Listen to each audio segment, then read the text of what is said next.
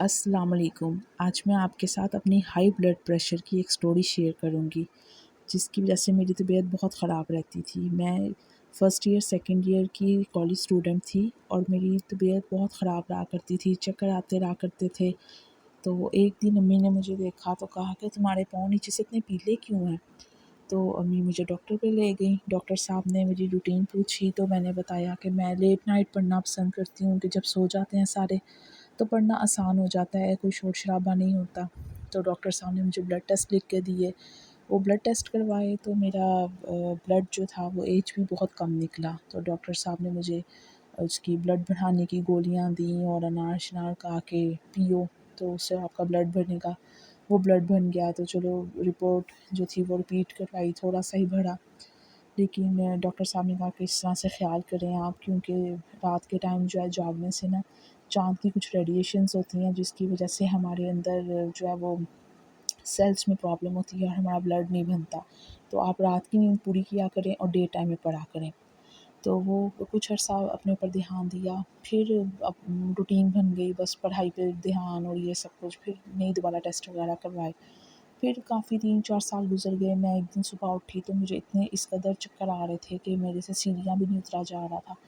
तो अम्मी मुझे हॉस्पिटल ले गईं, वहाँ पे उन्होंने ईसीजी वगैरह की, मेरा बीपी चेक किया तो मेरा बीपी हाई था। ईसीजी ठीक थी, तो उन्होंने कुछ दवाइयाँ लिख के दी। तो डॉक्टर्स जो थे चेक करते थे लेकिन वो कहते थे कि ऐसा कुछ भी नहीं है, तो इसको जो है एंग्ज़ायटी है और कुछ भी नहीं है। मैं कहती थी एंग्ज़ायटी मुझे किस चीज़ की होनी है, सब कुछ तो ठीक है, सब कोई टेंशन नहीं है ज़िंदगी में, लेकिन फिर भी वो कहते थे इसको कोई एंग्ज़ायटी है।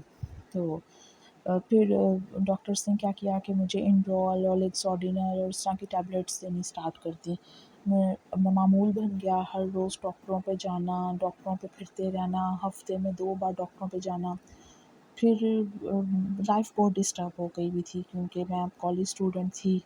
फिर एक न्यूरो सर्जन के पास गए, तो उन्होंने कहा कि ऐसा करते हैं कि 24 घंटे की ना इनकी रीडिंग नोट करते हैं बॉडी की, कि किस टाइम इनकी हार्ट बीट फ़ास्ट होती है और किस टाइम इनकी बॉडी जो है वो बीपी हाई होता है। उन्होंने ना एक गर्मियों के दिन थे, मुझे टेपों के साथ एक पूरा ना सेटअप मेरी बॉडी पे पेस्ट कर दिया।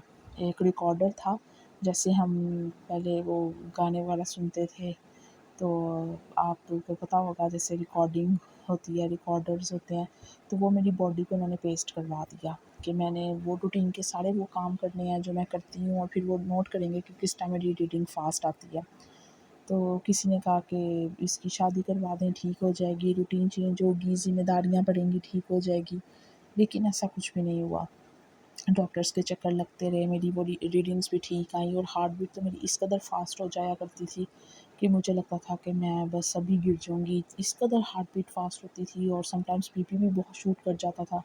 सारे घर वाले भी, अम्मी भी परेशान रहती थीं कि मतलब इसका बीपी इतना क्यों शूट कर जाता है और छोटी एज में तो इतना बीपी हाई होना अच्छी बात नहीं है। तो फिर डॉक्टरों के चक्कर पे चक्कर, चक्कर पे चक्कर, डाइट अच्छी की और काफ़ी ज़्यादा डॉक्टर्स को दिखा दिया। फिर रूटीन ऐसी ही थी, इंड्रोल खा ली, कभी कोई टैबलेट्स खा ली, लेकिन तबीयत डे बाय डे अजीब-सी होती जा रही थी। फिर एक डॉक्टर साहब पे गई तो उन्होंने मुझे ना टेस्ट करवाए, मेरे एचबी टेस्ट करवाए तो उन्होंने कहा कि आपका ब्लड कम है। फिर उन्होंने मेरे थैलेसीमिया के टेस्ट करवाए, मेरे स्टूल टेस्ट करवाए, सब कुछ करवाने के बाद उन्होंने ना मुझे वेनोफर लगवा दी। वेनोफर वो होती है काइंड ऑफ ड्रिप होती है, वो आपके ब्लड में ऐड होती है तो उससे आपका ब्लड बढ़ता है। उन्होंने मुझे वो लगा दी और शुक्र अल्लाह का डॉक्टर साहब के लिए बहुत दुआएँ हैं और मैं बिल्कुल ठीक हो गई। बस वो खून की कमी थी जिसकी वजह से मेरी पूरी बॉडी इम्बैलेंस हुई हुई थी और हम न्यूरो सर्जन्स और इधर-उधर चक्कर लगा रहे थे कि मुझे तबीयत बहुत अपसेट रहती थी। और माशाल्लाह आज मेरे 2 बच्चे हैं और मैं बिल्कुल ठीक हूँ। आप लोग भी अपनी रोज़मर्रा ज़िंदगी में इन छोटी-छोटी बातों पे ध्यान दिया करें कि खून की कमी की वजह से बहुत सी परेशानियाँ हो सकती हैं।